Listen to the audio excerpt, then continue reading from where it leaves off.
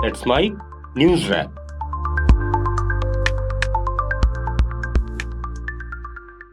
Let's mic news wrap में अब सुनते हैं दिन भर की अहम खबरें सिर्फ 10 मिनट में।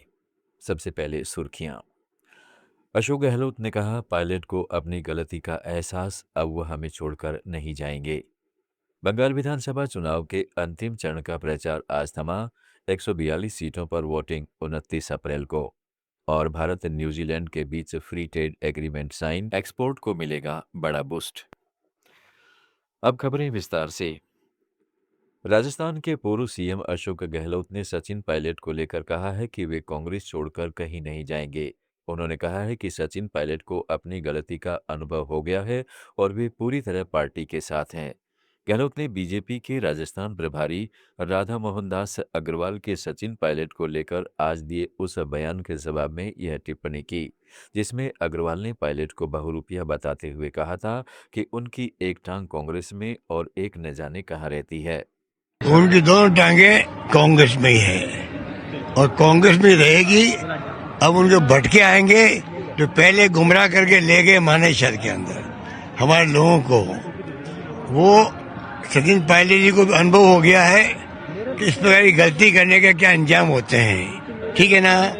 इसलिए अब वो समझ गए हैं, संभल गए हैं, समझ भी गए हैं, संभल भी गए हैं। और मैं उम्मीद करता हूँ अब वो हमें छोड़ के कभी नहीं जाएंगे। और कुछ कहना मुझे? और हमारी सबकी पूरी पार्टी एकजुट है उनके साथ में। अब बात पश्चिम बंगाल विधानसभा चुनाव की, तो यहाँ दूसरे और अंतिम चरण के लिए चुनाव प्रचार आज आखिरी दिन रहा। ऐसे में सभी राजनीतिक दलों ने प्रचार में पूरा जोर लगा दिया। इस कड़ी में उत्तर 24 परगना के बैरकपुर में जनसभा को संबोधित करते हुए प्रधानमंत्री नरेंद्र मोदी ने कहा कि अगर राज्य में भाजपा की सरकार बनती है तो महिलाओं के सशक्तिकरण के लिए कई फैसले लिए जाएंगे। गर्भावस्था के दौरान महिलाओं को 21,000 रुपये की आर्थिक मदद दी जाएगी और बेटियों को सरकारी नौकरियों में 33% आरक्षण मिलेगा। साथ ही गरीब परिवारों की बहन बेटियों के लिए मुफ्त इलाज और अनाज की सुविधा जारी रहेगी। बेटियों की पढ़ाई, कमाई, दवाई, सुरक्षा और सुनवाई ये बीजेपी की प्राथमिकता है। मातृशक्ति भरोसा कार्ड एक प्रकार से 36,000 रुपये का चेक है। इतना सारा पैसा एक साल में बंगाल की बहनों को मिलेगा। इतना ही नहीं साथियों, बंगाल की बहनों बेटियों के लिए जीवन के हर चक्र में एक सुरक्षा कवच बुना गया है। बंगाल बीजेपी सरकार गर्भावस्था के दौरान 21,000 रुपये की सीधी मदद देगी। वहीं केंद्रीय गृह मंत्री अमित शाह ने पश्चिम बंगाल की मुख्यमंत्री ममता बनर्जी के उस आरोप को खारिज कर दिया है जिसमें उन्होंने कहा है कि भाजपा रैलियों में भीड़ जुटाने के लिए दूसरे राज्यों से लोगों को पैसे देकर बुला रही है। शाह ने सवाल उठाते हुए कहा है कि क्या इतने सारे लोग बाहर से आ सकते हैं और ऐसे दावों को गंभीरता से न लेने की बात कही। उन्होंने भरोसा जताया कि भाजपा राज्य में भारी बहुमत से सरकार बनाएगी। ये प्रचंड भीड़ जो है वो इस बात का द्योतक है कि यहाँ भारतीय जनता पार्टी की सरकार बनेगी।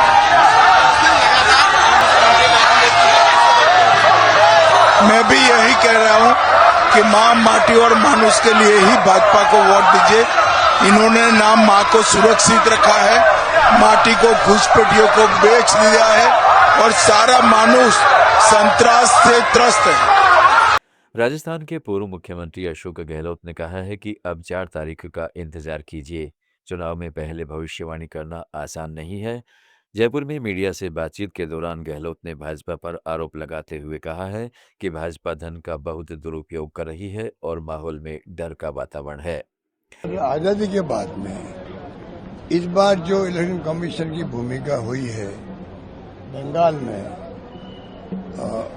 मेरी समझ में इस प्रकार का आतंक कभी देखा नहीं। एफआईआर का आतंक अलग है।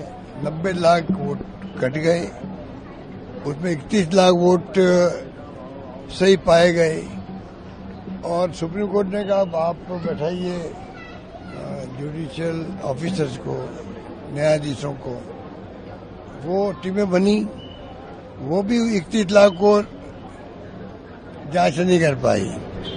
कोई 137 वोट ऐसा कुछ किया, 137 वोट। आप सोच सकते हो, मेरी दृष्टि में तो चुनाव पोस्टपोन क्यों नहीं किए इलेक्शन कमीशन ने। उनकी पहली ड्यूटी है डेमोक्रेसी को बचाने के लिए, चाहे कोई जीतो, चुनाव निष्पक्ष हो। सबसे बड़ी जिम्मेदारी किसी की तो वो है इलेक्शन कमीशन ऑफ इंडिया की है। उसमें कोई जुडिशरी हो, प्रशासनिक लोग हो, सरकार हो, कोई मायने नहीं है। दूसरी तरफ आम आदमी पार्टी के राष्ट्रीय संयोजक अरविंद केजरीवाल ने मुख्यमंत्री ममता बनर्जी को चुनाव के लिए शुभकामनाएं दी और राज्य के लोगों को तानाशाही के खिलाफ लड़ाई के लिए बधाई दी है। केजरीवाल ने कहा है कि पिछले 2 दिनों में उन्होंने जो माहौल देखा है उससे लगता है कि बंगाल के लोग कथित तौर पर 90 लाख वोट काटे जाने का जवाब देंगे।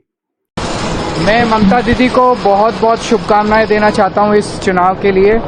बंगाल की जनता को बहुत बहुत बधाई देना चाहता हूं। जिस तरह से वो तानाशाही के खिलाफ, तानाशाहों के खिलाफ बंगाल की जनता डट के लड़ रही है, और पूरा जो मैं 2 दिन में देखा, पूरे बंगाल का माहौल है कि जो ये दिल्ली से अमित शाह और मोदी जी आए हैं और बंगाल को तहस नहस करना चाहते हैं। 90 लाख लोगों के वोट काट दिए उन्होंने। इसका बंगाल बदला लेगा, इस पे चुप नहीं रहेंगे। पश्चिम बंगाल में दूसरे चरण के मतदान से पहले सुरक्षा व्यवस्था भी कड़ी कर दी गई है। निर्वाचन आयोग ने साफ कहा है कि वोटिंग में बाधा डालने या मतदाताओं को डराने की किसी भी कोशिश पर सख्त कार्रवाई होगी। सुरक्षा बलों को हर विधानसभा क्षेत्र में तैनाती बढ़ाने और संवेदनशील इलाकों में फ्लैग मार्च के निर्देश दिए गए हैं। 142 सीटों पर होने वाले इस चरण के लिए खास इंतजाम किए गए हैं। मुख्य निर्वाचन अधिकारी मनोज कुमार अग्रवाल ने बताया कि हर बूथ पर सीसीटीवी कैमरे, केंद्रीय बलों की मौजूदगी और 100 मीटर के दायरे में सख्त पाबंदी लागू रहेगी। मतदाता पूरी तरह सुरक्षित माहौल में वोट डाल सकें, यही सबसे बड़ी प्राथमिकता है। पश्चिम बंगाल के हुगली में टीएमसी सांसद मिताली बाग की कार पर हमला हुआ। आरोप है कि गोगहाट में बीजेपी समर्थकों ने उनकी गाड़ी पर ईंट, पत्थर और लाठियों से हमला किया। मिताली बाग गोगहाट से आरामबाग में अभिषेक बनर्जी के रोड शो में शामिल होने जा रही थी, तभी ये घटना हुई। हमले में कार के शीशे टूट गए और सांसद व उनके ड्राइवर को चोट आई है। दोनों को आरामबाग मेडिकल कॉलेज अस्पताल में भर्ती कराया गया है। टीएमसी ने बीजेपी पर हमला करने का आरोप लगाया है। राज्यसभा में सभापति सीपी राधाकृष्णन ने आम आदमी पार्टी के 7 बागी सांसदों के भाजपा में विलय को मंजूरी दे दी है। इसके बाद राज्यसभा में आपकी ताकत घटकर सिर्फ 3 रह गई है, जबकि भाजपा के सांसदों की संख्या बढ़कर 113 हो गई है।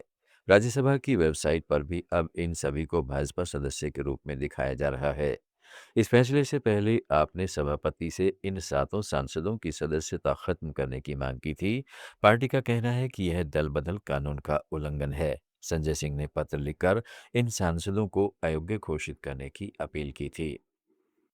सुप्रीम कोर्ट ने लिव इन रिलेशनशिप को लेकर अहम टिप्पणी करते हुए कहा है कि आपसी सहमति से बने रिश्ते को छोड़ना किसी भी तरह का आपराधिक अपराध नहीं माना जा सकता।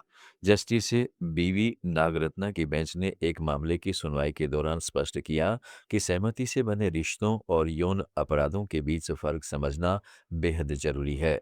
जब रिश्ता आपसी सहमति से शुरू हुआ हो तो उसे बाद में अपराध कैसे बनाया जा सकता है। मामले में महिला ने शादी का झूठा वादा कर रेप और मारपीट का आरोप लगाया था। इस पर कोर्ट ने कहा है कि ऐसे मामलों में परिस्थितियों को ध्यान से समझना जरूरी है। सुप्रीम कोर्ट ने यह भी साफ किया है कि विवाह के बाहर जन्मा बच्चा नाजायज नहीं होता और उसके सभी अधिकार सुरक्षित हैं। दिल्ली के पूर्व मुख्यमंत्री अरविंद केजरीवाल ने शराब नीति घोटाला मामले में एक वीडियो जारी कर कहा है कि वह हाईकोर्ट में न तो खुद पेश होंगे और न ही उनकी ओर से कोई वकील दलीलें रखेगा। केजरीवाल ने हाईकोर्ट की जस्टिस स्वर्णकांता शर्मा पर भरोसा न होने की बात कही है। उन्होंने आरोप लगाया है कि जज के परिवार का सॉलिसिटर जनरल के साथ पेशेवर संबंध है, जिससे हितों के टकराव की आशंका बनती है।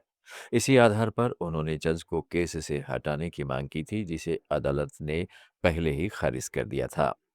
न्यूज़ रैप में आज इतना ही। जुड़े रहें लेट्स माइक के साथ।